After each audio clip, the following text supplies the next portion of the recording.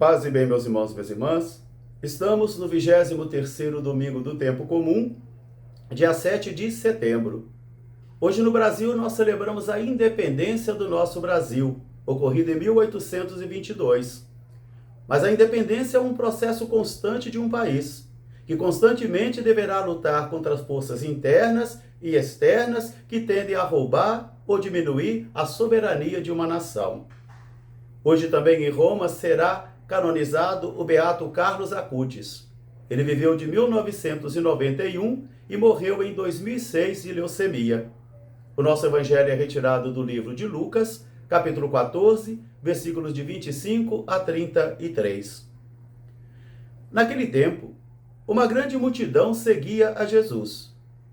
E ele começou a ensinar-lhes dizendo: quem ama seu pai ou sua mãe, ou seu irmão ou sua irmã, ou sua esposa ou esposo, ou filhos ou terras mais do que a mim, não é digno de ser meu discípulo. Quem não tomar a sua cruz de cada dia e não renunciar a si mesmo, não é digno de ser meu discípulo. Quem não renunciar aos seus bens, não é digno de ser meu discípulo. Que vos parece? Se um homem pensa em construir uma torre, primeiro ele não sentará e vai avaliar se é possível edificar essa torre até o fim? Caso contrário, ele vai começar a edificar essa torre, não terá condições de terminar e as pessoas passarão e dirão: ali está um homem insensato, imprudente, que começou uma torre e não pôde levar até o fim. Ou também, um rei que percebe que um outro rei está vindo ao encontro de seu reino para dominá-lo com 20.000 soldados, e esse rei começa a pensar: ele só tem 10.000, se é possível combater o outro rei com 20.000. Quando ele percebe que não é possível, enquanto o outro rei está longe, ele vai enviar emissários para tratar das condições de paz. Por isso também, assim dentre vós, quem não renunciar a si mesmo e tomar a sua cruz de cada dia, não é digno de ser meu discípulo. Palavra da salvação. Meus irmãos, minhas irmãs, novamente nós estamos diante do mistério da palavra de Deus. E às vezes nós podemos estar seguindo ao Senhor somente por moda, por tradição, por necessidade básica, e não temos essa sabedoria da primeira leitura de hoje. Sabedoria que vem de Deus, que nasce de Deus.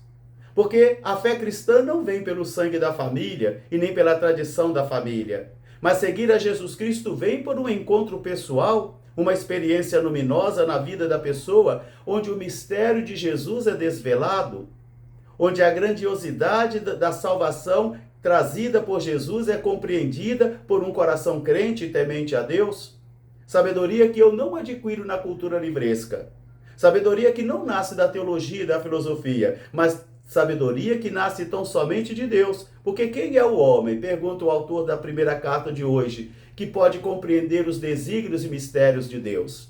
É preciso que o Senhor se manifeste, que o Senhor se revele. Porque o homem é limitado, sua razão é limitada, sua inteligência é limitada, sua vida é limitada. E somente com a graça de Deus nós podemos compreender esse mistério. Mistério oculto para muitas gerações, mas agora desvelado e revelado em Jesus de Nazaré.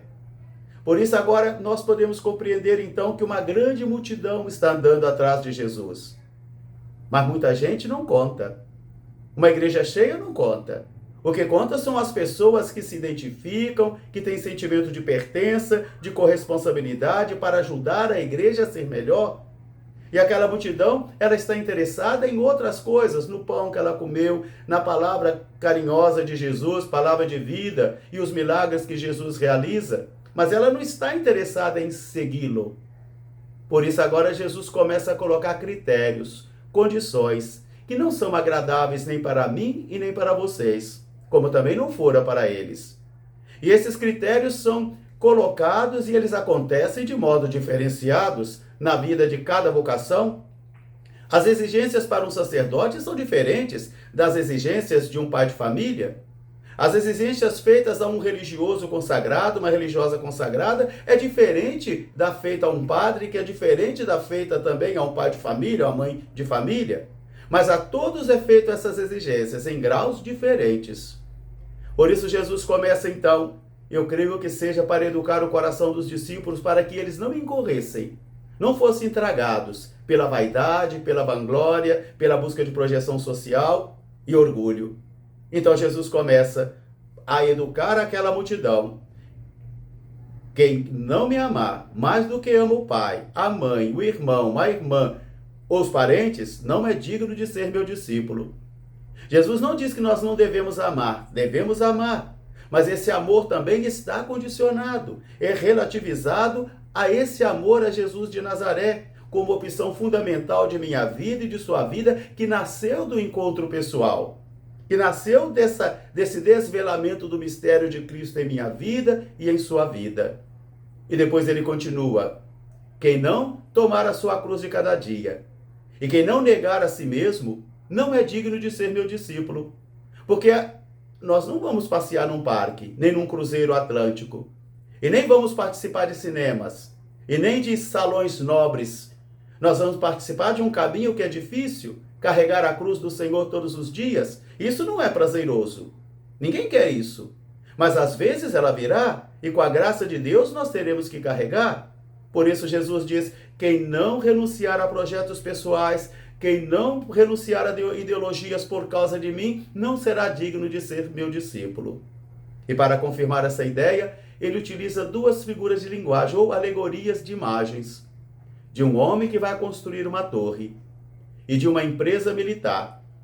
O que ele diz com isso? Que não pode ser rápido, não pode ser de modo insensato, não pode ser sem discernimento, não pode ser de modo assim inconsequente, porque esse segmento traz consequências para a pessoa e também para o reino de Deus. Por isso ele vai utilizar essas imagens. Não devemos tomar essas decisões de modo muito rápido. É necessário discernimento e maturidade para que ocorra esse segmento. Então, as duas imagens: alguém que vai construir uma torre e que precisa sentar e avaliar se tem condições de levar até o fim. Caso contrário, vai começar a edificar e vai passar depois as pessoas e dizerem: aí está um homem insensato, que começou a edificar e não pôde levar até o fim. Ou também a outra empresa militar: se um rei tem 10.000 soldados e percebe que um outro rei de um reino inimigo está chegando para invadir seu reino com 20.000 soldados, esse rei de 10.000 vai refletir se é possível combater aquele rei. Caso contrário, não. Ele vai enviar emissários para tratar as condições de paz. Não podemos ser inconsequentes. Não podemos ser imaturos nessas decisões. É isso que Jesus está a dizer para mim e para você. Caso contrário, nós não conseguiremos levar até o fim. Quantos sacerdócios iniciados e não conseguiram levar até o fim? Quantos matrimônios iniciados e não conseguiram levar até o fim? Quantas vidas consagradas também que iniciaram, mas não puderam levar até o fim porque não houve consistência. Não houve consistência e maturidade para que a pessoa pudesse discernir com tranquilidade. Não podemos ir a Jesus por necessidades, ou por medo, ou por tradição, ou por moda, não. É a sabedoria de Deus que fora desvelado para mim e para você. E é o que Paulo termina na segunda carta de hoje a Filemon, pedindo a Filemon que acolhesse bem aquele escravo, porque agora ele já não é mais um escravo, agora é um irmão. Novas relações devem ser criadas porque Cristo entrou na vida daquele criado. Paulo conduziu aquele criado para Cristo. Agora ele não é mais um escravo, agora ele é um irmão de fé.